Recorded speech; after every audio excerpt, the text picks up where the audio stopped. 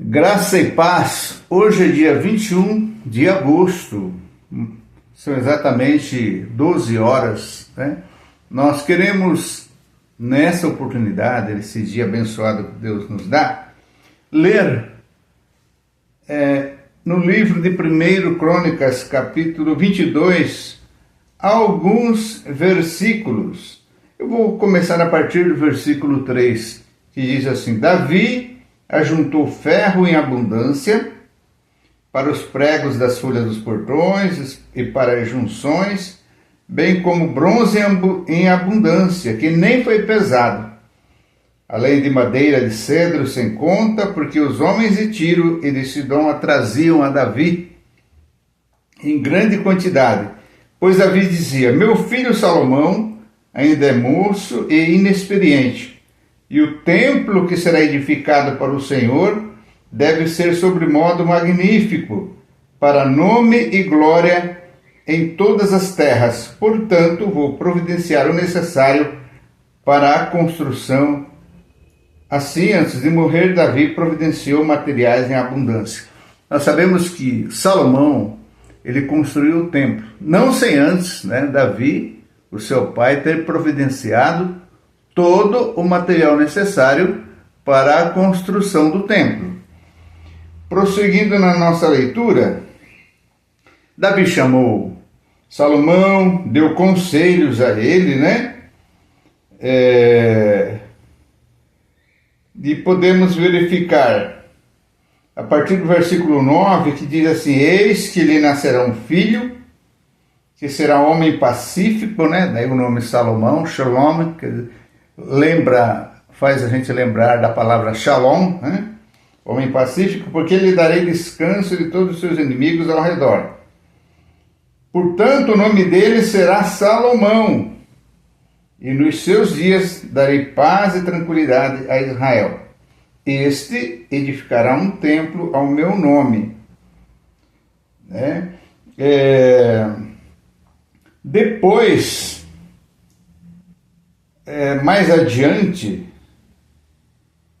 nós vamos ler lá no versículo 14 o seguinte: eis que, com muito esforço, preparei para a casa do Senhor 3.400 toneladas, não é 3.400 quilos, 3.400 toneladas de ouro e mais de 34.000 toneladas de prata e bronze e ferro em tal abundância, que nem foram pesados, Também preparei madeira e pedras, cuja quantidade você pode aumentar.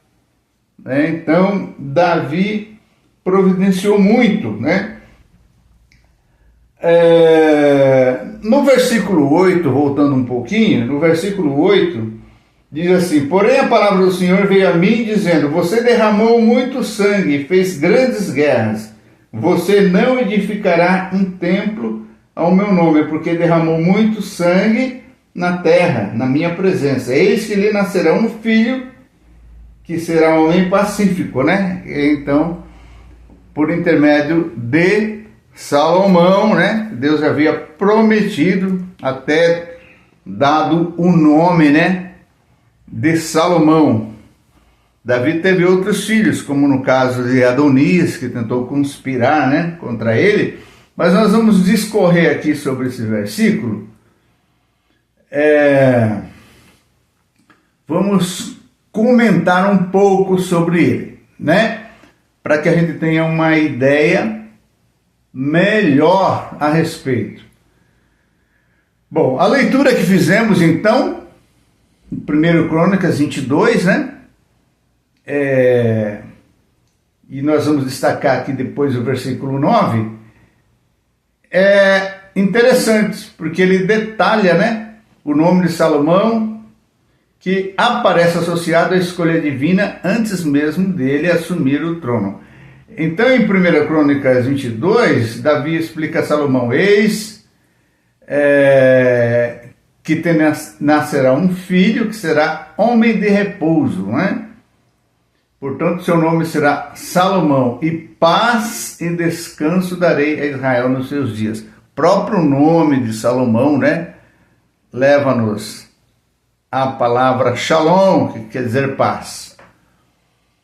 Bom, podemos observar da leitura que nós fizemos, né, destacar aqui 3 elementos distintos. Primeiro, Davi queria construir o templo. Davi tinha o desejo pessoal, né, de edificar uma casa ao nome do Senhor, porque dizia ele que morava num palácio feito de cedro, enquanto a arca do Senhor estava numa tenda, né? Então daí o desejo e a vontade dele de construir um templo, né, ao nome do Senhor. Segundo, Deus não permitiu que Davi construísse o templo. Por quê? A razão apresentada é que Davi havia sido um homem de guerra e havia derramado muito sangue, conforme o versículo 8, né, do capítulo 22. Não necessita, aliás, não significa necessariamente que Deus considerasse Davi um homem moralmente indigno, né? A ideia é que a construção do templo seria associada ao reinado de paz que viria depois dele. E terceiro, Deus determina que Salomão seria o construtor e estabelece o seu papel. E aqui está justamente o ponto, né, a ser observado. Davi não estava simplesmente escolhendo arbitrariamente um de seus filhos. Ele afirma que Deus havia dito que o filho que lhe nasceria seria Salomão. Foi declinado o nome, né? E que nos seus dias haveria paz. Há uma sequência, né, muito interessante, né, entre os capítulos 22, 28 e 29 de 1 Crônicas. Né? No capítulo 22, Davi já está preparando o seu sucessor, né? Preparando Salomão para a construção do templo. No capítulo 28, Davi reúne os líderes de Israel e declara publicamente: Salomão, meu filho, a quem Deus escolheu, ainda é moço e tenro, e a obra é grande, né? Então, pedindo o apoio, né, o concurso de todos os seus oficiais, né, para ajudarem Salomão, né? Pode ver lá em 1 Crônicas 29 e 1. Ou seja, a escolha de Salomão não era segredo de família. Davi torna essa escolha conhecida perante as autoridades de Israel. E isso torna a tentativa de Adonias, narrada em 1 Reis 1, né? Adonias tentou conspirar, né? Aproveitando-se possivelmente da fragilidade da idade avançada já de Davi para tomar o trono, né? Mas ele sabia muito bem a quem pertencia o trono, né? Muito embora Adonias fosse o filho mais velho. Então, Adonias era um dos filhos mais velhos de Davi, e aparentemente tentou aproveitar-se, né, dessa fragilidade, da idade avançada do pai, para estabelecer-se como rei. Ele chegou a preparar carros, cavaleiros e homens que corressem diante dele, promoveu uma espécie de cerimônia de proclamação. E teve sacerdote do lado dele, até Joabe, né, comandante do exército, estava do lado de Adonias, para a desgraça dele, né, depois. Mas havia um problema fundamental, né? Adonias não era escolhido por Deus para suceder a Davi. E o próprio texto de 1 Reis enfatiza isso, quando Natã e Batseba intervêm, né? Davi reafirma solenemente: certamente Salomão, teu filho, reinará depois de mim, e ele se assentará no meu trono em meu lugar. Né? Falando para Batseba, que era a mãe dele, conforme 1 Reis 1:30. Portanto, nessa observação, né, Adonias não estava simplesmente concorrendo a uma sucessão ainda indefinida. Ele estava tentando antecipar e tomar para si uma posição que, segundo a narrativa bíblica, já havia sido destinada a Salomão. E existe ainda uma ironia muito interessante. Adonias provavelmente tinha uma aparência mais natural de sucessor. Uma aparência mais natural de sucessor, né? Por ser filho mais velho entre os pretendentes, enquanto Salomão era mais jovem, né? Mais inexperiente, talvez, né? Mas a narrativa deixa claro que, nesse caso, a sucessão seguiria simplesmente a ordem de nascimento, né? Não seguiria, né? Desculpe. A sucessão não seguiria a ordem de nascimento. Deus havia escolhido Salomão. E quando Deus escolhe, né? Está escolhido. É assim que acontece, né? Não é a vontade do homem aqui que prevalece, mas é a vontade de Deus. E o detalhe etimológico, né? É realmente bonito. Salomão, Shlomo, né? Está relacionado à ideia de Shalom, paz, né?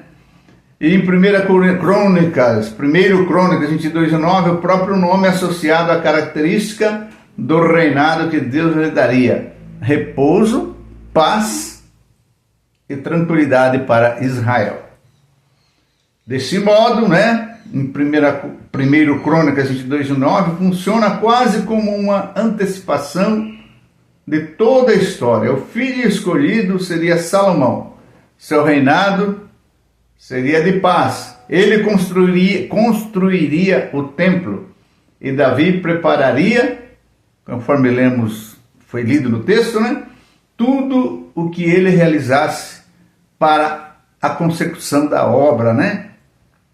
Adonias, ao tentar tomar o trono posteriormente, estava se colocando em posição a algo que já havia sido determinado e anunciado. Então, não daria certo, né? Quando Deus escolheu, estava escolhido. Então,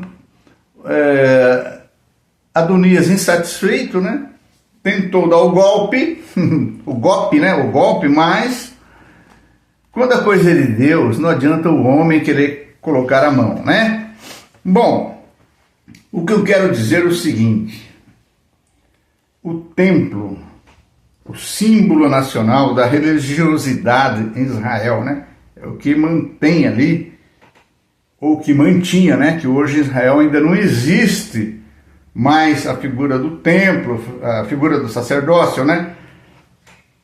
Mas era o símbolo, né? E futuramente esse templo será reconstruído pela terceira vez, né? Mas não é o caso agora que nós vamos conversar. Eu só quero destacar aqui, de tudo aquilo que Davi preparou para facilitar o trabalho de Salomão, seu filho, eu vou destacar somente a questão do ouro, né? Então aqui nós vemos que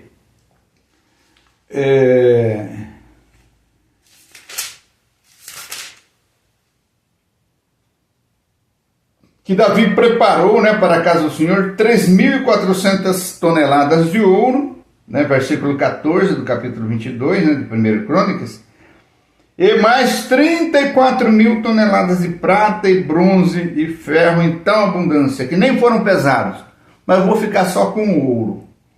Eu estava pensando aqui, né? Não foram simplesmente 3.400 quilos, ou seja, 3,4 toneladas. Não. Foram 3.400 toneladas de ouro. Pode conferir na sua Bíblia. 3.400 toneladas de ouro. Eu estava verificando esse peso, considerando que cada tonelada são 1.000 quilos, né? Cada tonelada são 1.000 quilos. Eu estava aqui tentando fazer o cálculo, né? Nos dias de hoje, quantos valeria isso em reais, né? Então, com base na cotação, nos dias de hoje, né? Hoje, 21 de agosto, né? com base na cotação atual do ouro de aproximadamente R$ 754,26 por grama, né? 3.400 toneladas de ouro valem, né, cerca de 2,56 trilhões, né? Ou 2.564.884.000.000 reais, né? Então, são, de modo arredondado, né? Arredondado dá 2,56 trilhões de reais. É muito dinheiro. Então, esse valor muda o tempo, né, todo, conforme o mercado financeiro, né, e conforme o dólar também. Detalhes do cálculo do peso total dá 3.400 milhões de gramas, né? 400 milhões de gramas, 3,4 bilhões de gramas, né? Preço por grama, R$ 754,26 do grama. Então, o valor em reais dá 2,56, dá um pouquinho mais, né? Não chega a 57, né? Dá 2, arredondado, 2,56 trilhões de reais. Quer dizer, é muita coisa, né? É muito dinheiro nos dias de hoje, apenas para o templo.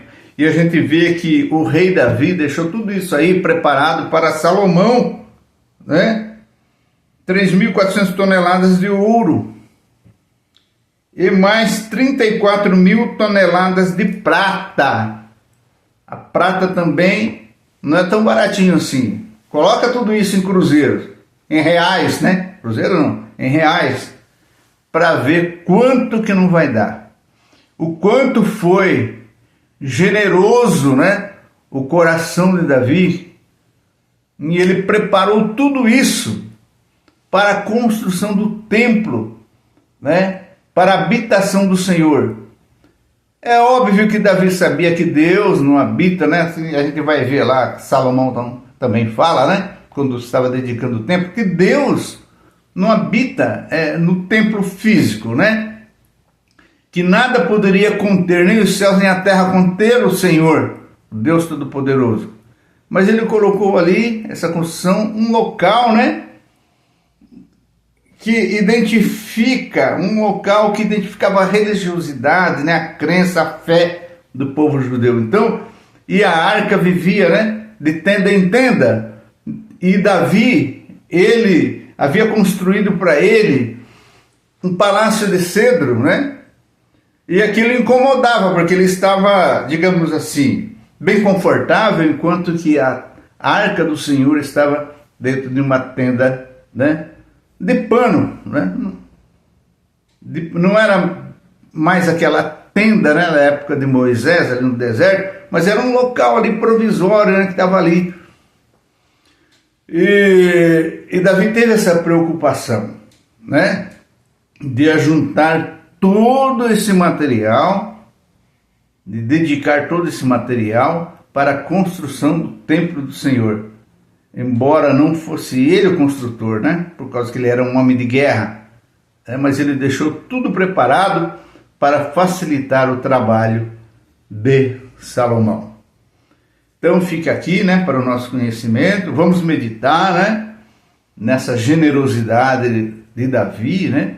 Quanto que ele contribuiu para a construção, e que foi um dinheiro assim incalculável, né? Incalculável, que ele preparou para a construção do templo em Jerusalém, né? Que Deus abençoe a todos e nos dê um dia abençoado em nome de Jesus. Amém.